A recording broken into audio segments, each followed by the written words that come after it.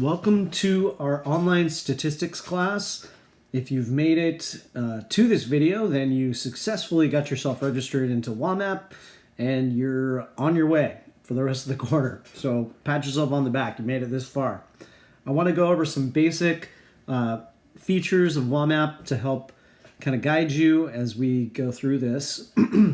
As you can see on the course page here, I have things divided up into a couple links. My introductory videos there at the top, and then we have a getting started block.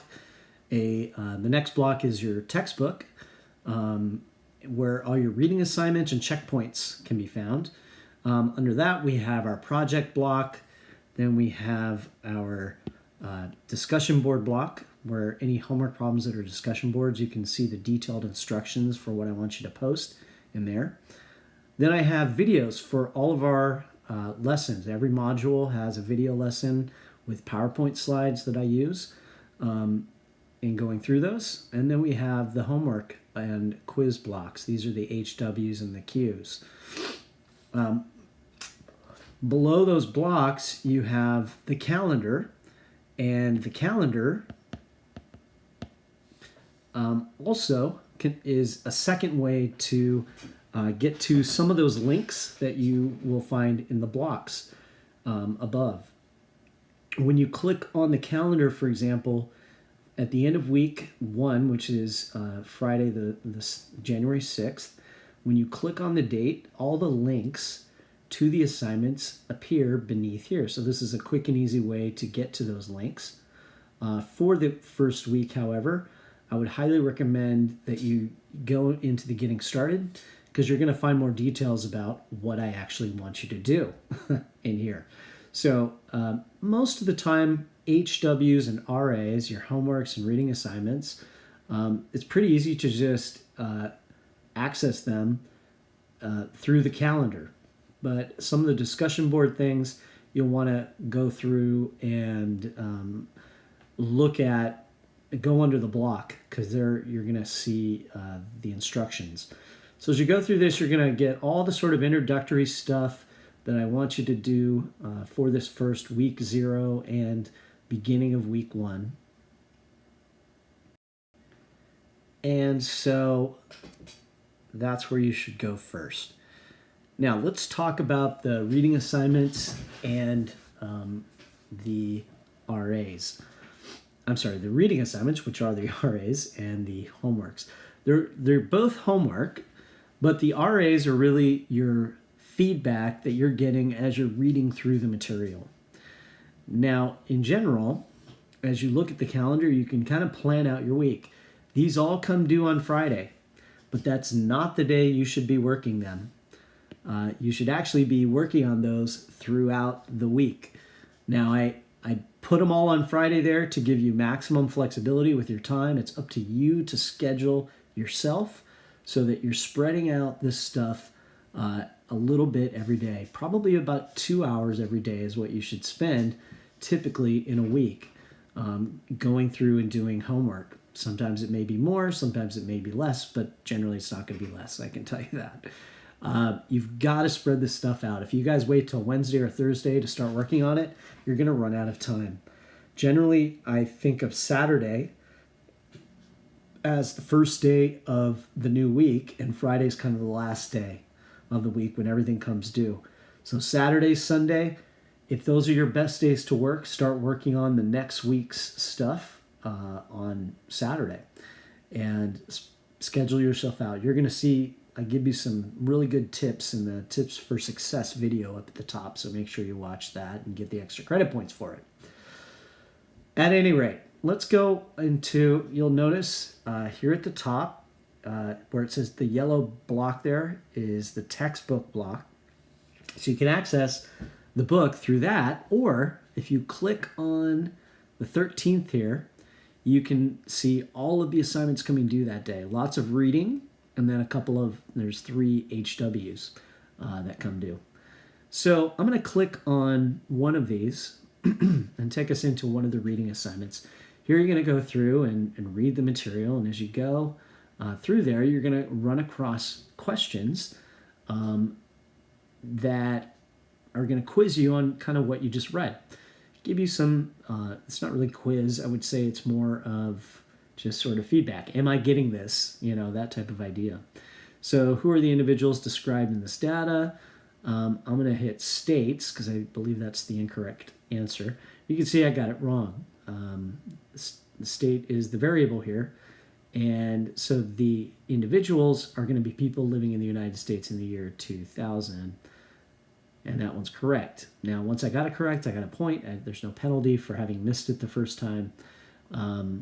So that's how the reading assignments work. They're really just feedback, and you can go through it like a book. There's a next page at the very bottom, which will take you to the next page. But you can also do that same stuff along the side here. By clicking on the sides, it'll take you to the next page. So there's several ways. Now I'm going to use the breadcrumbs again here at the top to go back. This takes me back to the side. So those are the RAs. Those are worth generally a point apiece. The HWs are the more difficult types of problems. And so I'm going to take us into one of these. And with these are worth more points because this is more like what your test type of questions are going to look like. And these are where you really have to work out stuff. There's a 25% penalty if you don't get it right on the first attempt. So let me show you, for example, this is a fairly easy question. How is Q1 read or pronounced? I'm going to put third quartile, which I know to be incorrect. So you'll notice that when I submitted this, I submitted it incorrectly. I get 3 attempts at this problem. So now I'm going to try first quartile, which I know is the correct answer. And there you have it. You'll notice at the top here, it says 5 out of 5. That means I got it completely correct. Sometimes there's multiple parts to the problem, and you might get one part of the 5 wrong. So it might say you got 4 out of 5. But here I got this completely correct. But because I answered it on the second attempt, I only got 3.8 out of 5 points. And that's what's going into the grade book. I don't want that because as a good student, I want to get every point possible, especially on my homework. So I'm going to click on try a similar question. You'll see that blue link right there above the main box. If I click on that, I get another attempt at this question. Now this particular question, nothing changed about it. Most of the time, if there's numbers involved, they will change. So now when I hit first quartile and I hit submit, I get 5 out of 5 points for this problem. And I'm happy that's the score that's in the grade book. Once you have scored your highest score, that's what the grade book is going to save. And even if I decide I want to try this question again, because I just want to get practice and make sure I have it right, even if I get it wrong, so let me try again. I'm going to try it. You can try these infinitely number of times. Notice that the score in the grade book still has not changed. It's 5 out of 5, even though on this attempt I got 0 out of 5. So your homework gives you the best way to practice the material and practice yourself for the test. So now we're going to go back to the main page here. And we're going to look at a few other things. So in general, as you approach the reading assignments and the homeworks, you can see that the reading assignments are worth fewer points. The homework is worth more. That's your main thing. Kind of want to save the homework for last, like dessert, because that's where you're going to struggle the most to get those points. But before you go into the read assignments or the homework, it's really important that you watch the video lectures. Every assignment has a video lesson that goes with it, and you're meant to watch that. This will, if you watch this before you actually do the reading assignments, it's going to give you a much clearer picture, the sort of big picture ideas that I want you to know for that section. The reading assignments will get a little more detailed, and sometimes those details can get into the weeds a little bit, meaning they're going to get really into like some mathematical ideas that aren't necessarily what I'm going to be testing you on.